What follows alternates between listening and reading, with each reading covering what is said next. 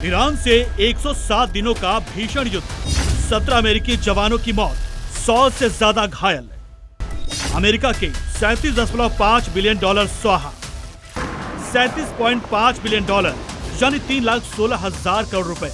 ये वो रकम है जो अमेरिका अब तक ईरान की धरती को दहलाने में फूंक चुका है। लेकिन जंग अब भी जारी है। ना ईरान झुकने को तैयार है और ना ही ट्रंप अपनी जिद से समझौता करने के मूड में नजर आ रहे हैं। यही वजह है दोनों देशों के बीच हुए शांति समझौते में बमबारी का शोर लगातार सुनाई पड़ रहा है। ईरान से 28 फरवरी से जंग और होर्मुज की नाकेबंदी की वजह से अमेरिका को भारी नुकसान उठाना पड़ा है। 3,16,000 करोड़ रुपए इस युद्ध में अब तक अमेरिका फूंक चुका है और ये कोई मामूली खर्च नहीं बल्कि अमेरिकी टैक्स पेयर्स के खून पसीने की कमाई जो बारूद बनकर हवा में उड़ रहा है। और इसी को लेकर अमेरिकी सीनेट में बवाल मचा हुआ है।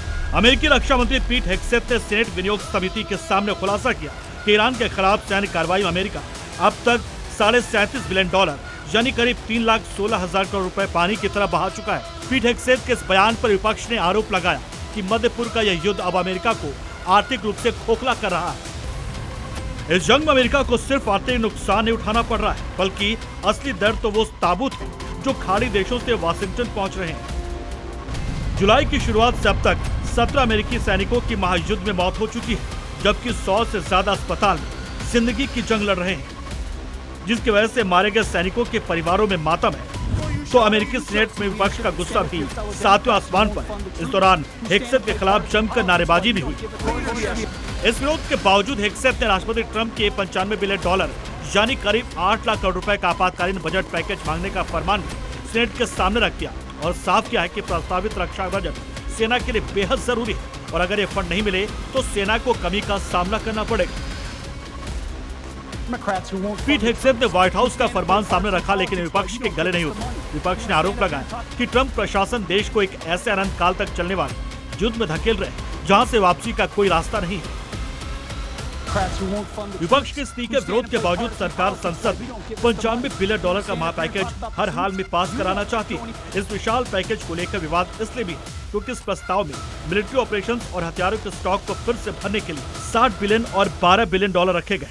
लेकिन जरूरी बात यह है कि इस रक्षा बजट के अंदर 10 बिलियन डॉलर अमेरिकी किसानों की वित्तीय राहत के लिए और 10 बिलियन डॉलर व्हाइट हाउस की मर्जी वाले वोटिंग और चुनावी कानूनों में बदलाव के लिए आवंटित किए गए। इसी वजह से विपक्ष का सीधा आरोप है कि प्रशासन युद्ध की आड़ में अपना घरेलू राजनीतिक एजेंडा और चुनावी समीकरण साधने की कोशिश कर रहा है। सीनेट में बचे इस घमासान के बीच राष्ट्रपति ट्रंप के तेवर रत्ती भर भी ढीले नहीं पड़े। ट्रंप ने साफ कर दिया कि जब तक ईरान पूरी तरह घुटनों पर आकर आत्मसमर्पण नहीं करता है और सार्थक रूप से बातचीत की मेज पर नहीं बैठता तब तक अमेरिका का सैन्य अभियान रुकने वाला नहीं। यानी साफ है कि वाशिंगटन का ये बजटीय और राजनीतिक दंगल सिर्फ संसद तक सीमित नहीं रहेगा बल्कि आने वाले दिनों में मध्य पूर्व की धरती पर और ज्यादा बारूद बरसेगा, मौतों का आंकड़ा बढ़ेगा और अरबों डॉलर पानी की तरफ बहते रहेंगे। Bureau report, CBN।